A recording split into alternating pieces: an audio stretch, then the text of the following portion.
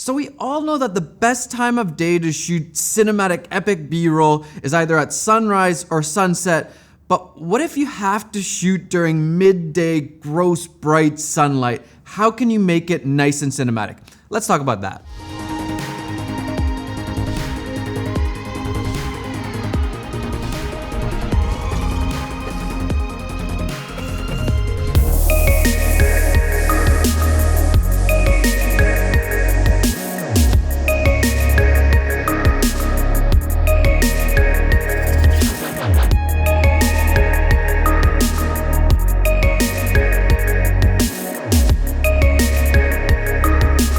Greetings from the cottage country here in Ontario, Canada. I was there with my family. We were actually there, our whole family, my parents, my brothers and their families.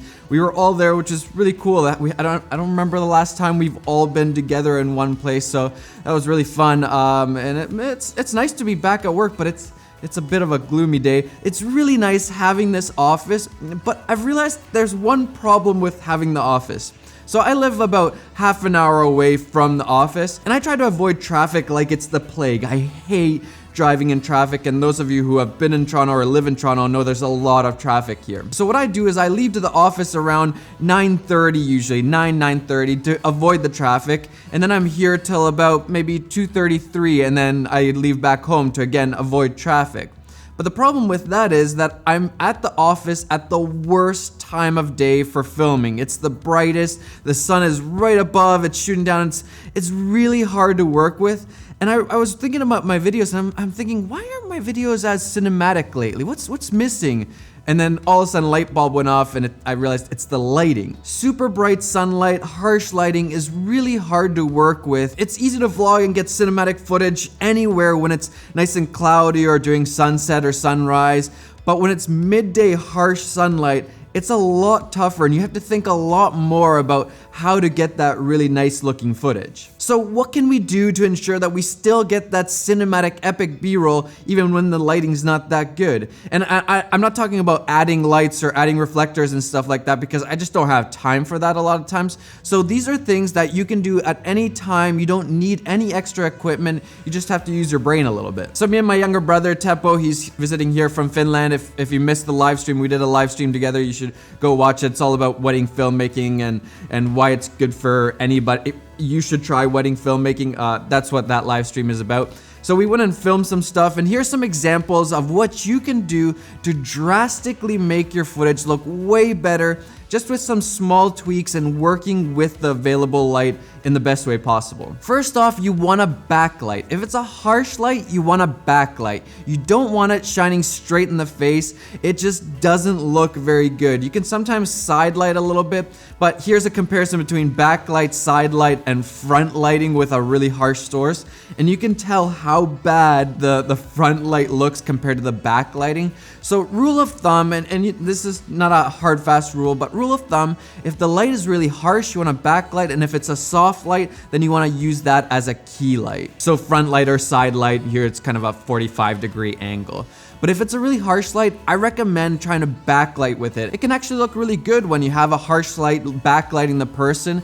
It just creates this nice silhouette, makes the subject pop a little bit more. It's a really cool look. It works. So backlight with a harsh light. Tip number 2, you can just go in the shade. If it's really bright, and we use this in the back in the day in the wedding film days all the time. If it's a bright sunny day with no clouds, just go in the shade. Find some tree cover, find a building, an alley, anything that creates some shade, and that's gonna make your lighting a lot more flattering for people. And here again, you can see an example of being in the shade, the alley's creating the shade, and then moving over just a little bit into the sun, and it just looks horrible in the sun, but in the shade, it actually looks really great. So use shade to get that nice soft ambient light if you're trying to make it look really flattering for your model, subject, whoever you're filming. Number 3, find a natural bounce. So the sunlight is beaming down and hitting different spots, and then it's actually bouncing off those and then lighting whatever's near it. So find something that the sun is beaming onto, and then you can use that as a bounce light. I tried some different things, like for example, this white box here. It was just a wooden box that was painted white, and if you move close enough, it really just cuts down some of those harsh shadows created by this harsh midday sunlight. Or here I just used the ground, so the sun was hitting the ground and then popping off. It was kind of concrete concrete ground, and that was just looking really good on my brother's face. So I was just using that as kind of a side, this kind of light. It's coming 45 degrees and it just looks really good. The other side is a little bit darker on the face and then one side is a little bit brighter. It looks really interesting. So find natural bounces. The sunlight's gonna hit different things. Use those as a bounce, whether it's the concrete on the ground or a white wall or whatever it is, use those bounces. Number 4, and this one's a little bit more advanced. It took me a while to really figure this one out, but it's to control the light that's there. So in natural settings, there's ways of actually controlling the light that's hitting your subject. So this is a really good example here. We found this cool little tunnel, so the light's only coming in from the front and the back. So if I place my brother just inside the tunnel, we have this massive, bright, soft source that's kind of ambient light coming into the tunnel, and that's lighting my brother here. Even though it's bright midday sun, there's no harsh light hitting him. It's just this big, soft source, and you can see it in this angle. It's just a big, soft source that's lighting my brother up. And then from behind, there's very little light, only at the end of the tunnel, which kind of makes him pop again. It's just a really cool way to control the light, get soft lighting. You're kind of mixing being in the shade and using a bounce. The sky, everything is a bounce, and it's lighting my brother. This is a really cool way. You can do this with something like a window. If it's really bright outside, just come inside and use something like that window. That's controlling the light, and you're only gonna get some soft light coming in at your subject. So learn how to control the natural light using things that are in your environment, whether it's a tunnel like this or a window or whatever it is. Figure out a way to kind of minimize all that light coming in and make it a little bit more directional so it looks better and it's not just flat even or really harsh or any of those not so good lighting setups. And then number 5, when you're filming in bright sunlight, I would say try to expose for the highlights. And what this means is try to protect the highlights. Don't let them blow out, because once they blow out, there's no information there and there's no getting that back.